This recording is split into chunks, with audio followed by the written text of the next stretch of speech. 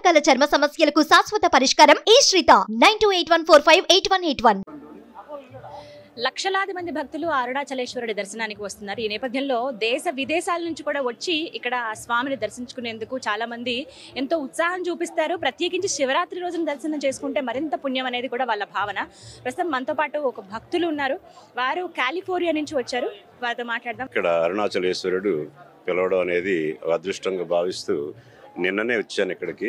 రాత్రి అంతా ఇక్కడ సాయంత్రం ఒకసారి దర్శనం చేసుకున్నాను, ఉదయం కూడా దర్శనం అయింది. అంత అద్భుతంగా జరిగింది. ఇప్పుడు వెళ్ళడం కొంచెం కష్టం, రష్. 2 సార్లు ఇప్పటికీ దర్శనం అయిందండి. ఎంతటి అదృష్టవంతులు సార్. నిన్న సాయంత్రం అలాగే ఈ రోజు ఉదయం లక్షార్చన అభిషేకం అర్చనలో కూడా పాల్గొనడం జరిగింది.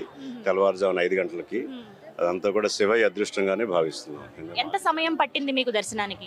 ఉదయం 5 గంటలకు వస్తే 6:30 వరకు నేను లైన్లో నుంచున్నాను దానికి కూడాను. కానీ చాలా అద్భుతంగా జరిగింది అంతా. ఇంక తర్వాత మళ్ళీ రెండోసారి గిరి ప్రదక్షిణకి వెళ్ళొచ్చాను. నిన్న రాత్రి 14 కిలోమీటర్లు నడిచి గిరి ప్రదక్షిణ చేసి వచ్చాను. ఈ రోజు మళ్ళీ వెళ్ళొచ్చాను. సో మళ్ళీ ఇక్కడికి రావడం అంత శివ సంకల్పం ఉంటేనే కానీ జరగదు కదా అనేటువంటి భావనతో 2 సార్లు గిరి ప్రదక్షిణ, 2 సార్లు స్వామివారి దర్శనం చేసుకోవడం జరిగింది.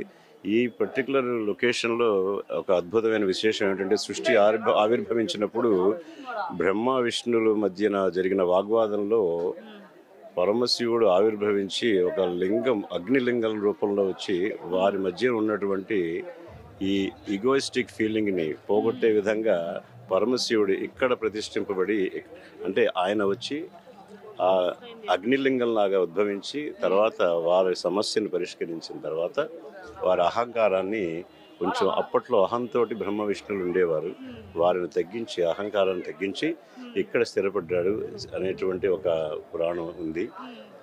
ఇవన్నీ చదువుతూ ఒకసారి ఇక్కడికి రావాలనిపించి కాలిఫోర్నియా నుంచి వచ్చాను. Next week బయలుదేరిపోతున్నాను.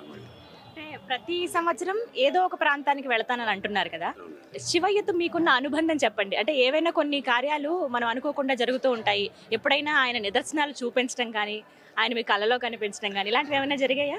నేను రెగ్యులర్గా రుద్రాభిషేకం చేస్తూ ఉంటాను. నిత్య పూజ ఉంది. అలాగే ప్రతి శివరాత్రికి సహస్రలింగార్చన, అనగా సహస్రలింగాలు, మృత్తికా లింగాలు చేసి ప్రతి సంవత్సరం ఒకసారైనా సరే కార్తీక మాసంలో కానీ శివరాత్రి సమయంలో కానీ చేయడం కానీ చేయించడం కానీ కూడా చేస్తూ ఉంటాను. ఈసారి కూడా మొన్న కార్తీక మాసంలో కాలిఫోర్నియాలో ఇలాగ సహస్రలింగార్చన చేయించి ఆ తర్వాత కార్తీక మాసంలో శ్రీశైలం వచ్చాను. మళ్ళీ కాలిఫోర్నియా వెళ్ళి మళ్ళీ వచ్చాను ఇప్పుడు. సో దాన్ని బట్టి ఏమిటంటే, శివయ్య ఎక్కడ కావాలంటే అక్కడికి ఆయన పిలుచుకుంటాడు. ఆయన అనుగ్రహం మనకి ఎప్పుడు ఉంటుంది, కేవలం నమ్మకం మీదనే అంతా ఉంటుంది అనేటువంటి అభిప్రాయం. ఇప్పుడు చాలా మందిని చూస్తున్నామండి. అంటే ఎప్పుడు వస్తూనే ఉంటారు, నిత్యం రద్దీగానే ఉంటుంది, ఎప్పుడు ఆ శివయ్యని దర్శించుకుంటూనే ఉంటారు ఆ అరుణాచలేశ్వరుని. కానీ ఈసారి ఇంకా ఎక్కువ మంది భక్తులు ఉన్నట్టుగా అనిపిస్తుంది కదా? అవునండి. నేను ఇందాక గిరి ప్రదక్షిణ వెళ్ళి నేను కారు పార్క్ చేద్దామంటే తీసుకున్న హోటల్ దగ్గర కారు దొరక్క 2 కిలోమీటర్ల దూరంలో కారు పార్క్ చేసి నడుచుకుని రూమ్కి వెళ్ళాను. ఇంత క్రౌడ్ నేను మార్నింగ్ చూడలేదు. మధ్యాహ్నం వేసరికి బాగా వచ్చారు. ఇంతమంది జనాలు ఇప్పుడు కూడా చూస్తున్నాను. ఇంక ఇప్పుడు దర్శనానికి చాలా సమయం పడుతుందని వింటున్నాను. 8 గంటలు వెయిట్ టైం ఉందని విన్నాను.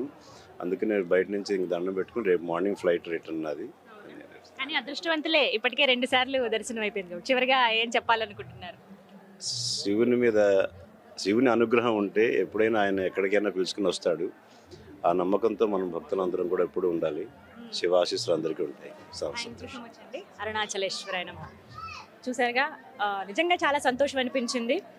ఒకసారి రావడమే ఎంతో పుణ్యం. అది ఎప్పుడో మనం ఎంతో పుణ్యం, ఏదో జన్మలో కొంచెం పుణ్యం చేసుకుంటే అదృష్టం ఇస్తారని అంటారు. అలాంటిది గురుగారు 2 సార్లు దర్శనం చేసుకున్నారట. అంతేకాదు ఇప్పుడు కూడా సమయం అండి దగ్గర 8 గంటల వరకు పడుతుంది దర్శనానికి. ఇప్పటికీ చాలా మంది, ఇప్పుడు ఇందాక మేము ఎంటర్ అయ్యి వచ్చినప్పటికే 50,000 మంది లోపలికి వెళ్ళుంటారు. వాళ్ళు ఇంకా ఆలయంలోనే ఉన్నారు. నాకు తెలిసి దగ్గర 6-7 గంటలు పడుతుందంటే తెల్లవారుజామున అయిపోతుంది. 2-3 అయినా కూడా ఆశ్చర్యం లేదు. కానీ లింగోద్భవ సమయానికి వాళ్ళు చక్కగా ఆలయం లోపలే ఉంటారనమాట. అలా చూసుకుని వస్తున్న భక్తులు చాలా మంది ఉన్నారు.